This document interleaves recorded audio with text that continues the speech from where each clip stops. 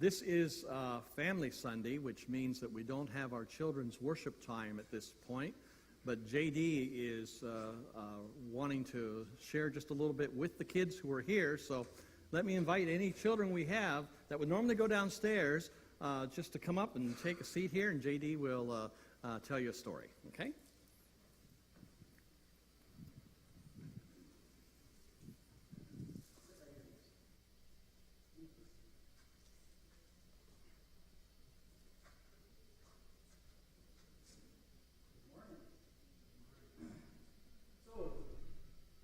Know that as Christians, we would like to be more like a sucker and not like a butterfinger. You know why that is? Well, see, a butterfinger, although they taste good, and a chocolate is very, very thin, but the inside, it's really, really hard. You see inside there? That means that to get to the thick, hard stuff, it's just a quick layer, but a sucker, although you smack it,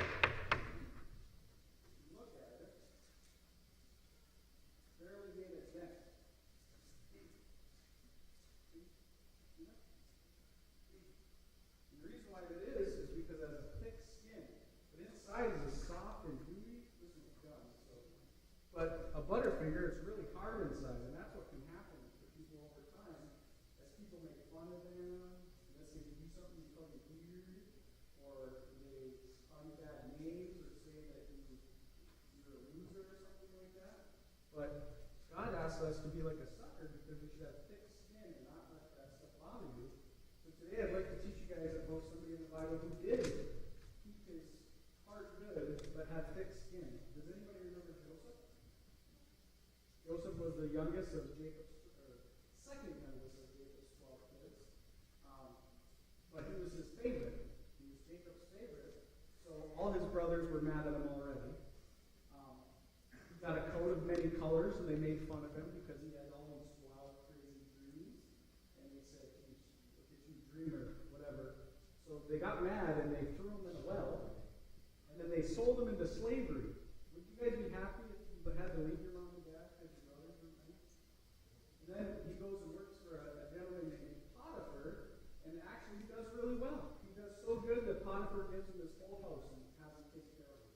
But his wife, Potiphar's wife, lied and got him put in prison. So there he goes again. He's in prison. And what's he do in prison? He still keeps his heart, still loves on people, and he ends up being the head jailer in the jail. He takes care of all the prisoners. He ends up interpreting people's dreams. And one of the guys who interpreted the dream remembers him 2 years later. It took him a whole 2 years to remember that this guy helped him out. And he got brought up, and he became the second in command of all of Egypt. And he helped save his family, and the Israelites, they prospered in Egypt. And here's a great example, because this is what he said in Genesis 45, 5-8. He's talking to his brothers. His brothers didn't know that he was the second in command. They thought he died, or figured he probably did. And he ends up revealing that, hey, I'm your brother that you threw in a well. And he says to him, do not be distrayed or angry with yourselves because you sold me here. For God sent me before you to preserve life. For famine has been in the land for these 2 years, and there is still 5 more years to go. God sent me before you to preserve you, a remnant on earth, and keep you alive, many survivors. So it was not you who sent me here, but God. So you guys think Joseph was more like a butterfinger, or was he like a sucker? He was like a sucker. So I got some here, and after we pray, you guys can have a sucker so you can remember to have thick skin, because sometimes people aren't really nice to you. And actually, Jesus says to know that not everybody appreciates things you do, but we're supposed to be nice to anyone. And my wife said that last time a lot of the adults enjoyed my treat, so I got extras. I'll give it back. You guys can have one too. So let's pray. Dear Heavenly Father, I just pray and thank you for your word. And you give us great examples like Joseph that show that they can have thick skin, and no matter what happens to them, they remember you, and that we should love on others even if they are not nice to us. And we pray all these things with glory in you.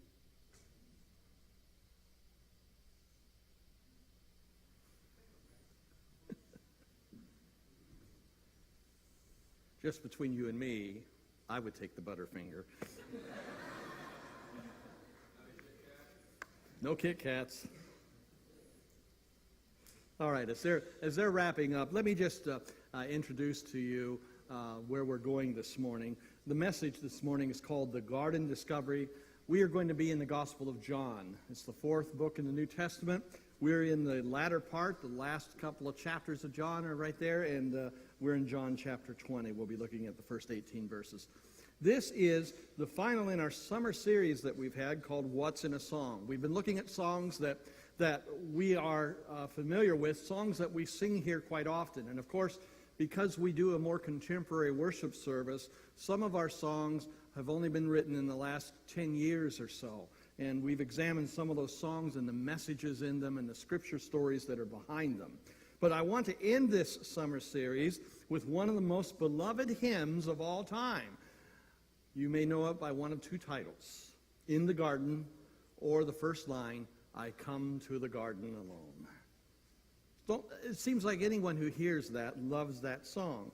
More than 1 million recordings and printed copies of In the Garden have been sold.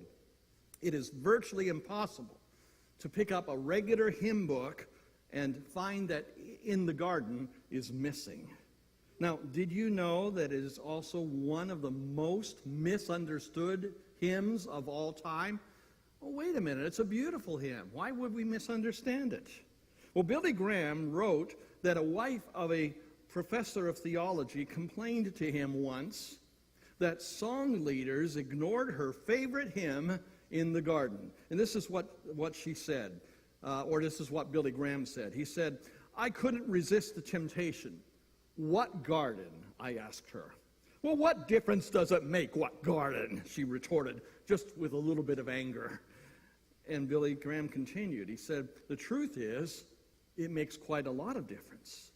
If the hymn is just about a childhood favorite with pleasant phrases about gardens and birds and roses, it cannot really be meaningful in a vital worship experience today. We're attached sometimes to songs that are superficial and songs that are sentimental, but it doesn't have to be that way. There was a garden, and the hymn can be meaningful. This hymn is not about just any old garden. Instead, it depicts the place where we discover the reality of the resurrected Christ. C. Austin Miles wrote both the words and the music to In the Garden. He had a hobby of photography. Now, we're talking about photography that goes way back. We're talking about photography that doesn't mean you always have a camera with you on your telephone. We're talking about photography that doesn't mean you have an SLR digital camera. We're talking about photography that actually used film and had to be developed. And people who had the hobby of photography oftentimes had dark rooms where they would develop the film themselves. And Miles wasn't any different. Austin Miles had his own dark room, and he discovered that in that dark room, where red light can be used and could not affect the film like any regular light, that he was able, while he was waiting for the film to develop, to read his Bible. And so he started looking one day at the scriptures, and he turned to John chapter 20. This was in 1912. He found that in John chapter 20, there's the story of Mary coming to a garden to visit. But it was the garden tomb of Jesus Christ. And as she looked into an empty tomb, her heart sank because he wasn't there. He was standing nearby, and he spoke to her. And she recognized him, and her heart leaped for joy. Miles imagined that he was in that garden on that occasion. He imagined that he was witnessing that event when Mary Magdalene discovered that she wasn't alone. And he started writing. And within a few moments, he wrote all the words to the beloved song, In the Garden. And then after he came out of the dark room, he wrote the tune. And that song has been with us ever since. And so let's take a look at the song in context. in line with the Scriptures. It is not a meaningless song about gardens and flowers and roses and birds, but it's a song about encountering the resurrected Christ of God. John chapter 20, verses 1 through 10 says, "Early on the first day of the week, while it was still very dark, Mary Magdalene went to the tomb and saw the stone had been removed from the entrance. So she came running to Simon Peter and the other disciple, the one Jesus loved, and said, 'They have taken the Lord out of the tomb, and we don't know where they have put him.' So Peter and the other disciple started for the tomb. Both were running, but the other disciple outran Peter and reached the tomb first. He bent over and looked in at the strips of linen lying there, but did not go in. And then Simon Peter came along behind him and went straight into the tomb. He saw the strips of linen lying there, as well as the cloth that had been wrapped around Jesus' head. The cloth was still lying in its place, separate from the linen. Finally, the other disciple, who had reached the tomb first, also went inside. He saw and believed, and they still did not understand from Scripture that Jesus had to rise from the dead. Then the disciples went back to where they were staying." Now, the disciples went back, but Mary stayed, and that's what the rest of the story is telling us. The first verse says this, "I come to the garden alone while the dew was still on the roses. And the voice I hear falling on my ear, the Son of God discloses." The crucifixion had to be a trying time, to say the least, for the followers of Jesus. I can't imagine the roller coaster these followers had been on as they experienced watching Jesus die. He was their hope. They had put their whole life into him, and they watched him bleed and die on a cross. And so there were some followers of Jesus, particularly some women who regularly took care of their needs as far as food and clothing and things like that. And on this first day of the week, the first chance they had after Jesus' death, they came to the tomb. And they experienced, they saw, and they heard so many wonderful things from Jesus. But yet here they were, looking for a dead body. Here they were, thinking that this Jesus, who had promised to live, would be a corpse. Mary was part of that group of ladies who went on that first day to properly prepare the body of Jesus. And as they headed toward the tomb with their spices, according to Mark 16, the women were discussing who in the world was going to move the stone away from the entrance of that grave. This was a grave you walked into in a hillside. There was a stone rolled over the front of it, and then it was sealed, especially with a Roman seal, and guards were placed there so no one would disturb it. And they wondered, how can we get in that grave? But as they turned the corner and came through the garden toward the tomb, they saw the stone had already been rolled away. They were dismayed.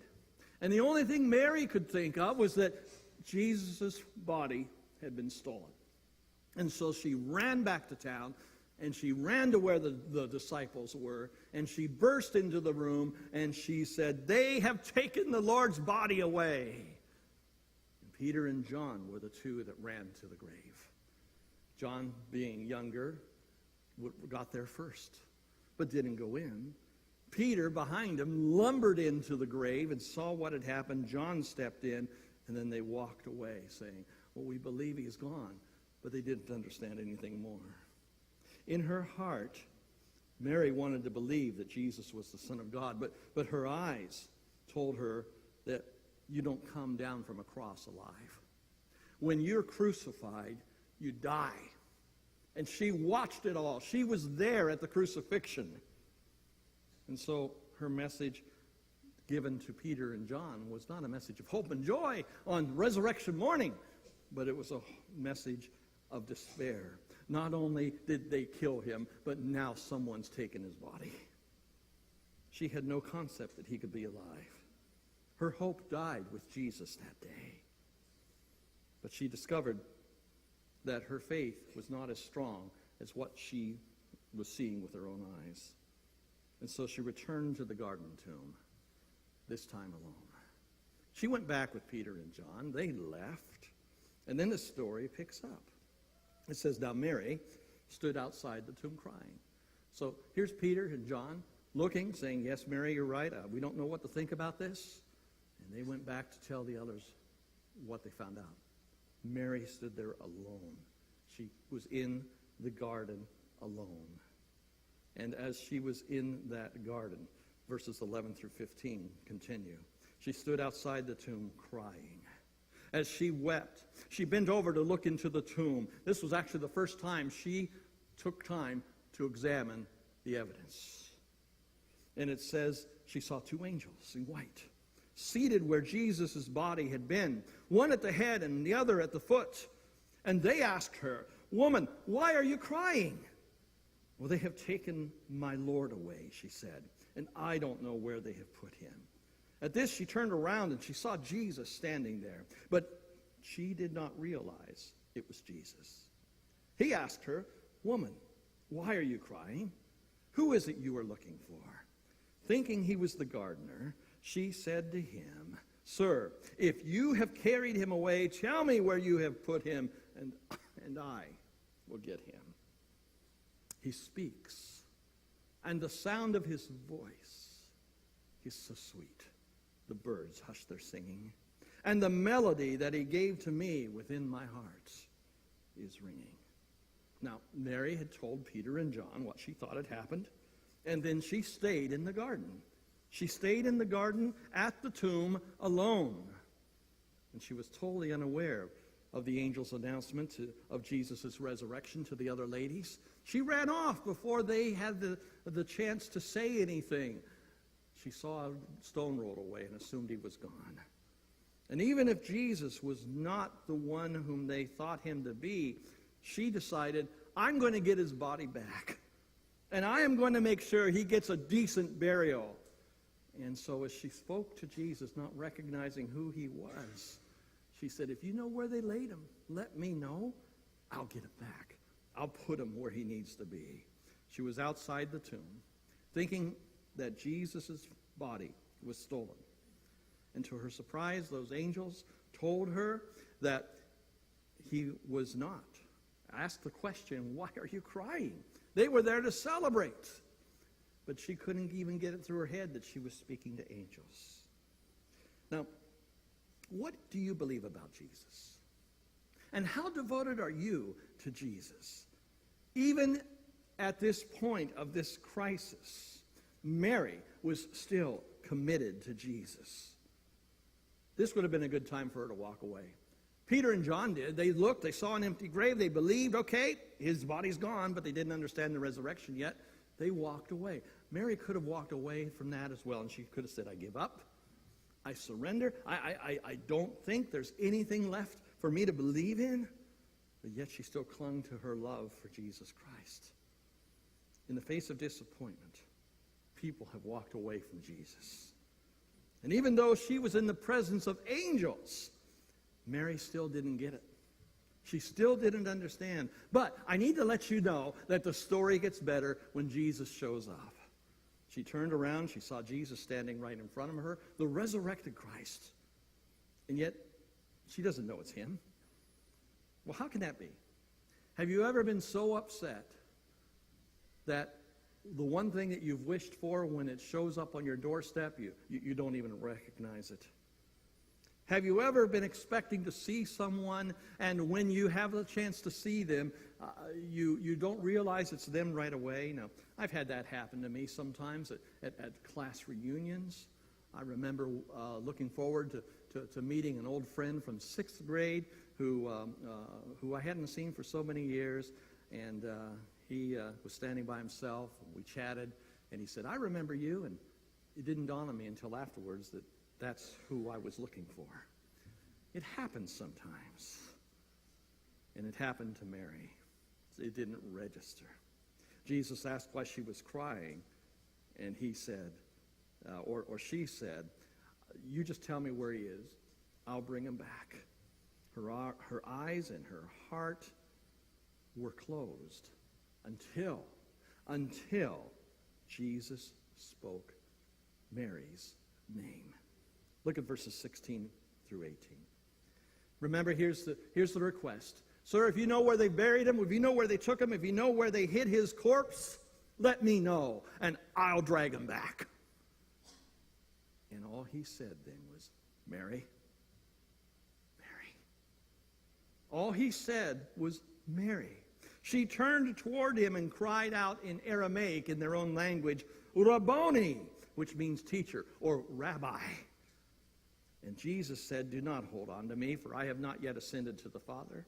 Go instead to my brothers and tell them, I am ascending to my Father and to your Father, to my God and to your God. Mary Magdalene went to the disciples with the news, I have seen the Lord. And she told them that what he had said to her. What delight. What joy. I'd stay in the garden with him, though the night around me be falling. But he bids me go through his voice of woe. His voice to me is calling. This third verse doesn't quite fit exactly with the story in John 20 because it's not nighttime and there is no woe, but there's wonder. And she cries out, teacher. She recognizes him because he speaks her name. And that makes all the difference in the world. Someone can mention your name 100 times. But when the person you love most mentions your name, you turn and you feel comfort and strength and assurance. She grabbed onto Jesus. He said, let me go, but I've got a job for you. I've got something for you to do. You realize out of all the people that Jesus could have shown himself to in his resurrected form, he chose Mary Magdalene. She was the first one to carry the good news of the resurrection of Jesus Christ to the rest of the world. I can't imagine what was going through her mind at that point. I can't imagine her emotions that she was feeling, no longer having to simply take something on faith. Here Jesus is standing right in front of her. And Jesus is the one who said it was he. Jesus is the one who calmed her fears. And as much as she wanted to stay in that garden with him, Jesus bid her to go. You go and tell my disciples. You tell them exactly these words. You tell them that I am ascending to the Father and to your Father, to my God and to your God. So Mary made another trip to see the disciples, this time to share the good news.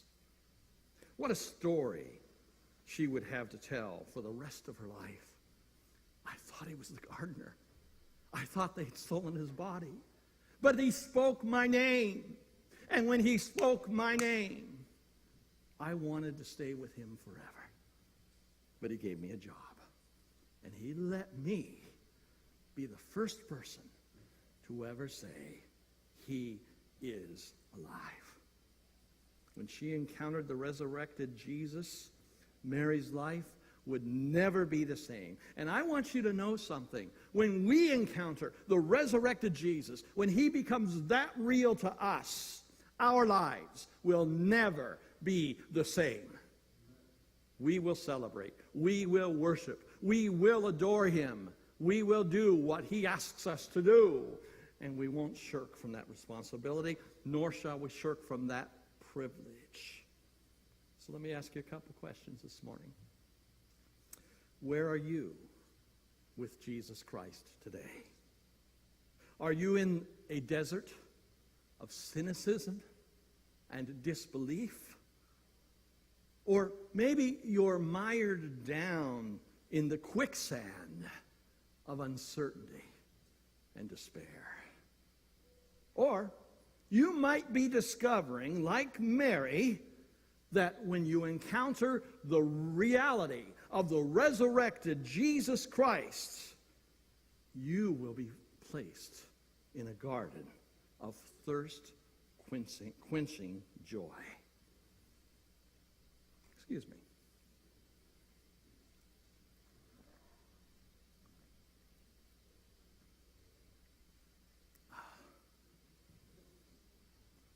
I needed that because of the little raspiness I have in my throat. But I need Jesus to quench my thirst. I need Jesus to be real. I need him to make all the difference in the world and all the difference in my life and all the difference in my heart. I need Jesus to be the one who changes my despair to joy. I need to encounter him. Would you come to the garden? You might be in despair. But if you encounter Jesus in that garden, you will walk away in joy, with hope, with victory, with purpose, because of who Jesus is. Would you come to Jesus? And would you not sing about flowers and birds and lilies and roses and pretty things, but would you think about the reality of this song?